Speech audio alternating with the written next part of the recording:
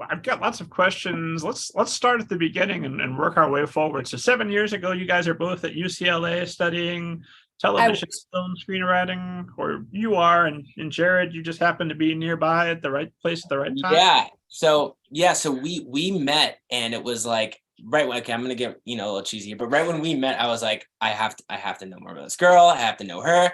We just started being together, and we couldn't stop being together. And it wasn't long after, maybe a few more months after, I always knew she was, working in film, and we were both storytellers. But it wasn't a while after till it clicked, like, wait, why don't we work together? It just kind of came as a natural thing out of just our relationship and our shared interest. And we just kept writing together. And from there, it was just writing screenplays here, screenplays there. And then we decided to do retro. And then now we're just, going forward with as many books as we can. And this is really our path for us. And we're so excited, and we can't wait. We also love screenwriting. We love to write a book and then have that book become a television show or a movie. And right now we're adapting Dry for the screen, and hopefully that all goes well. They're all 5 to 10 year processes, but yeah, that's what we're really excited about retro too. So can't wait. It was romance first, and then eventually you say, hey, we need to collaborate. How long into the relationship do you take this huge leap of faith that maybe we can collaborate and not destroy what we have romantically? I will say romance, then 4 months after. Yeah, we started to write together first screenplays, and then I will say the book came maybe a year after. Yeah, book came a year after we met. So it was like a transition, because I was also transitioning from finishing up a title with my dad. So it was kind of, we transitioned to then working together, but then now it's full time. I mean, we have so many projects in the back burner. Well, that's smart. Then 4 months in, you're still figuring each other out more or less how we're going to do this long term. Are we going to do this long term? Whereas if you've been together 20 years and then you say, hey, let's throw this into the mix as well, that's, I imagine, going to be a little bit of a harder transition. Yeah. Well, I mean, for us, we had to make decisions really early when we met. I mean, right when we met, it was this situation of, are you going to be in Spain? Am I going to be in the United States? Am I going to be in Spain? And we had to make those decisions really quickly. So it was actually really like a kind of beautiful thing for us, because we got to make really smart decisions about our lives really early on and stick to them. So almost like writing together was like, obviously, or living together was like, obviously. So it's just all of the normal things that I guess other people go, wait, am I going to do this? The moment when he asked me to, no, it's like, no, it's obvious. Of course we'll do it. That's it flows, it's the right thing to do. Everything feels right. We're pretty romantic in general. Yeah, I think we are.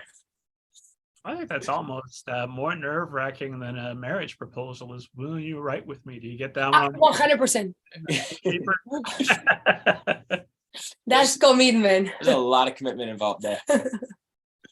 Of course, Jared, we should mention your father, of course, is Neil Shusterman, author of Gleanings, and the guest on episode 190. Esteemed audience, check the back catalog. Well worth your time. Excellent conversation. So you grow up. I mean, did you ever know a time when your dad wasn't a big-time famous author? Yeah, I mean, I remember when I was a kid, he was starting out more, but he was always, there's always a signing, there's always kind of recognition. It's true, it was in a time when YA wasn't really YA, right? It was kind of when the genre itself and that age range was becoming a definitive thing.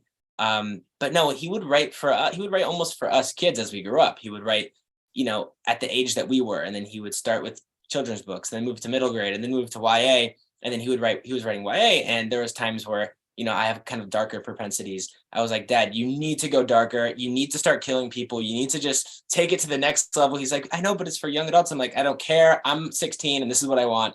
And he was already going that way anyway, but I definitely helped vote in that direction. And I think ever since then, he's been able to come up with so many amazing stories and ideas and different worlds. I mean, from Unwind to Scythe, I always like it when he goes darker. And I think everyone else does too. So anyone who's been permanently emotionally scarred by any of those books can hold you personally responsible for cheering him on. You can hold me responsible for what happens to Roland in Unwind. You can definitely hold me responsible for that. I poked my dad. I was like, you have to write this scene. hold you responsible for that, but also the tremendous success that has followed. So it was the right move.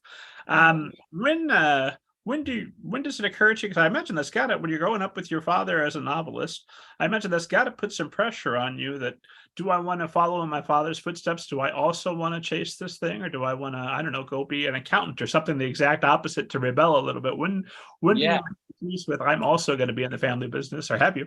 Well, that's a really good question. It's a little bit of both. You know, I started off when I was 5 and I wanted to own a chocolate factory, and then I wanted to wash cars, and then I started to figure out what I really wanted to do as I matured. And I was like, I'm going to be a director. I'm not going to do anything that has to do with my dad. He writes books. I don't write books. You know, I wasn't even like a super voracious reader back in the day. I was kind of just really bouncing off the walls outside, playing sports and things.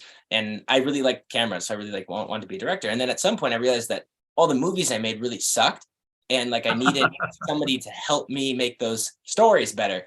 So then my dad also wrote screenplays in Hollywood. So, you know, I asked him for some advice, and then, so I always felt like I had my own identity and was going my own track, because I always knew what I wanted to do was more in that direction.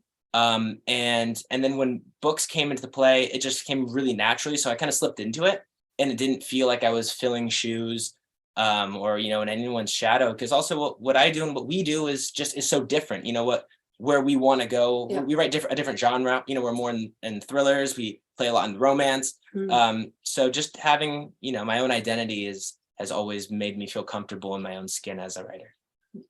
And you also have a family of creators as well. Yeah, but yeah, I didn't feel any pressure ever. I was just like, you know, I felt like a free spirit coming to United States. I feel like my family lost what I was doing. They were like, she's just there in LA writing and telling her stories, and she's okay. So that's it. And actually, I just can't wait for Retro to be in Spanish so my family can read it, because they see me doing all this stuff, but they can't read it. And so I can't wait.